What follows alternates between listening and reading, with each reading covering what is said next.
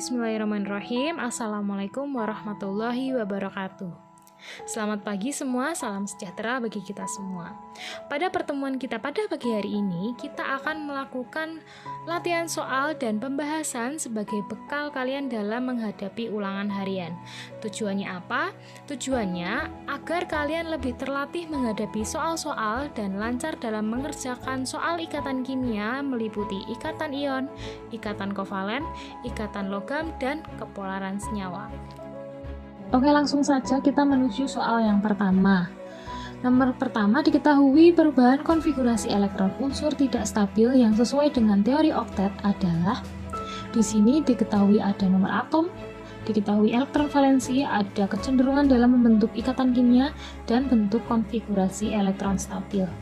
Nah, perlu diketahui bahwa bentuk konfigurasi elektron stabil itu adalah golongan 8A atau biasa kita sebut sebagai golongan gas mulia. Golongan gas mulia itu meliputi ada He yang memiliki 2, kemudian Ne memiliki 10 nomor atomnya, kemudian Ar 18, Kr 36, Xe 54, dan Rn 86.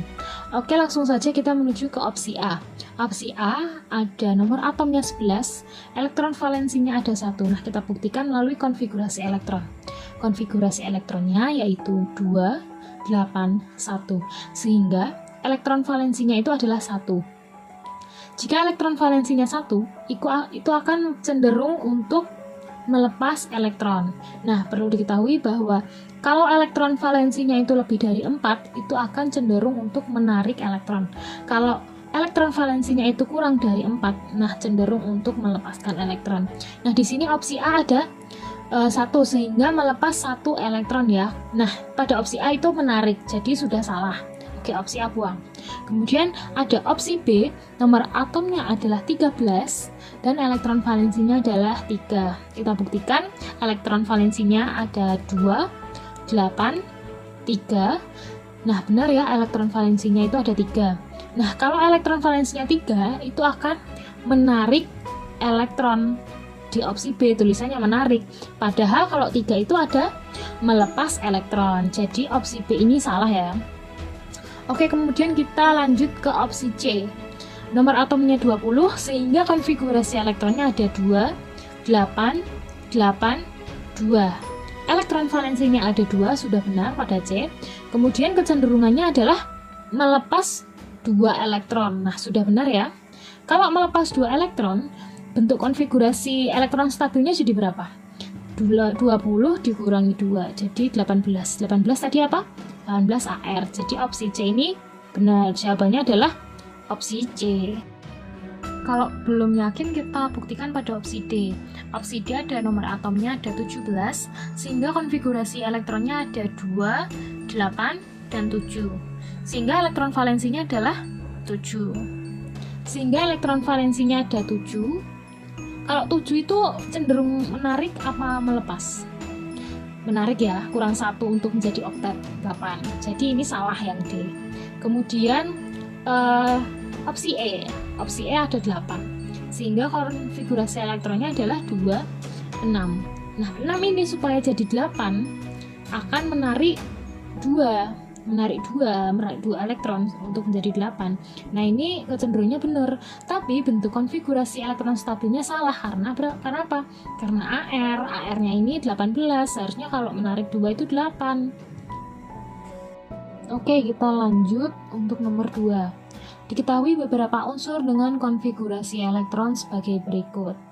Di antara unsur di atas, unsur yang paling stabil atau paling sukar membentuk ikatan kimia adalah. Nah, perlu kita ketahui bahwa yang paling sukar membentuk ikatan kimia itu disebut dengan stabil ya, atau biasa disebut dengan golongan gas mulia atau golongan 8A. Nah, stabil itu elektron valensinya ada 8. Nah, dari unsur KLMNO ini yang elektron valensinya 8 adalah N. N ini ada 2, 8, 8. Sehingga nomor atomnya adalah 2 tambah 8, 10, 18. Nah, 18 ini adalah AR. Nah, AR merupakan golongan gas mulia. Jadi jawabannya adalah D, N. Nah, kemudian nomor 3, gambar di bawah ini menyatakan rumus Lewis dari HNO3. Ikatan kovalen koordinat ditunjukkan oleh nomor. Nah, perlu kita ketahui bahwa ikatan kovalen koordinat adalah ikatan yang terbentuk dari pemasangan elektron bersama yang berasal dari salah satu atom yang memiliki PeB. Nah, perlu kita ketahui bahwa HNO3 itu terdiri dari 3 unsur, yaitu H, atom N, dan atom O. Di mana H itu elektron valensinya adalah 1, O elektron valensinya ada 6, dan N elektron valensinya itu ada 5. Kemudian kita analisis satu per satu, mulai dari nomor 1. Nomor 1 itu merupakan ikatan kovalen tunggal. Karena apa? Karena H itu yang memiliki elektron valensi 1 itu menyumbang 1 elektronnya ke O, dan O ini juga menyumbang 1 elektron valensinya ke H, sehingga H ini sudah stabil yang duplet ya. Kemudian yang nomor 2 ini juga ikatan kovalen tunggal. Karena apa? Karena 1 elektron valensinya itu disumbangkan ke N, dan N menyumbangkan elektron valensinya ke O, sehingga O nya ini sudah oktet atau sudah stabil, atau elektron valensinya itu 8 ya. Kemudian yang nomor 3 itu merupakan ikatan kovalen rangkap 2, karena N nya ini menyumbangkan 2 elektron valensinya, kemudian O juga menyumbangkan 2 elektron valensinya, sehingga O nya ini sudah oktet atau sudah stabil. Nah, bagaimana kalau nomor 4? Nah, ini nomor 4 ini yang dinamakan sebagai ikatan kovalen koordinat. Karena apa? Karena O ini untuk stabil itu kan harus memerlukan 8 elektron. Nah, sementara N ini masih ada 2 pasangan elektron bebas, sehingga mengapa tidak bergabung saja menjadi oktet atau menjadi 8 elektron. Maka bergabunglah N ini menuju O agar O ini stabil 8 atau oktet, dan N ini juga stabil atau 8. Jadi yang merupakan ikatan kovalen koordinat adalah yang nomor 4. Ya, yang nomor 5 itu merupakan pasangan elektron bebas.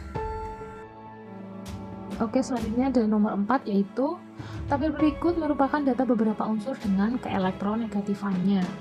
Berdasarkan tabel tersebut, senyawa yang bersifat polar paling lemah adalah, nah di sini kata kuncinya adalah polar paling lemah. Polar paling lemah itu merupakan senyawa yang paling nonpolar. Senyawa nonpolar itu selisih keelektronegatifannya itu paling sedikit. Nah, berbeda ya dari senyawa polar. Kalau senyawa polar itu selisih keelektronegatifannya itu paling besar, atau semakin polar selisihnya juga semakin besar. Nah, di sini adalah nonpolar, sehingga selisihnya itu semakin kecil. Nah, langsung saja kita analisis. Selisihnya yang paling kecil dari A itu Km ya. K itu keelektronegatifannya 2,10, M itu 2,66, sehingga selisihnya adalah 0,56. Kemudian NO selisihnya 1,78. Mn langsung kita hitung, selisihnya ada 0,46. KL selisihnya ada 1,06. KN selisihnya ada 0,1, sehingga selisih keelektronegatifan yang paling kecil itu adalah KN yang berjumlah 0,1.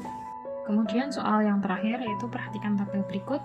Berdasarkan data tersebut, jenis ikatan yang terdapat pada zat P dan zat Q berturut-turut adalah, nah langsung kita analisis ya. Berdasarkan sifat-sifatnya, yang pertama adalah wujud zat. Zat P dan zat Q itu sama-sama berwujud padat. Nah, ini bisa saja zat kovalen itu bisa, kemudian ion itu juga, logam itu juga bisa. Oke, kemudian kita menuju sifat yang kedua, yaitu kelarutan dalam air. Zat P itu larut. Nah, di sini larut ini bisa ikatan ion, bisa ikatan kovalen ya. Keduanya larut dalam air.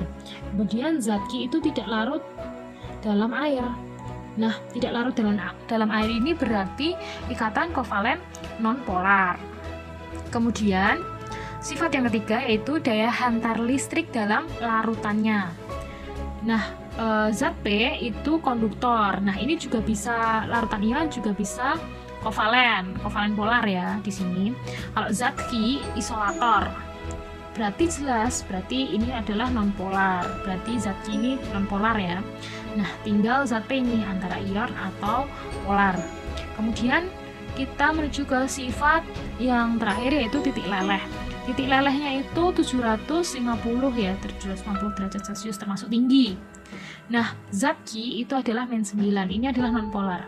Nah, kalau zat P ini adalah titik lelehnya itu 750, berarti otomatis ini merupakan ikatan ion, karena ikatan kovalen itu titik lelehnya adalah rendah. Jadi, jawabannya adalah C. Yang zat P adalah ikatan ion dan zat Q adalah ikatan kovalen nonpolar.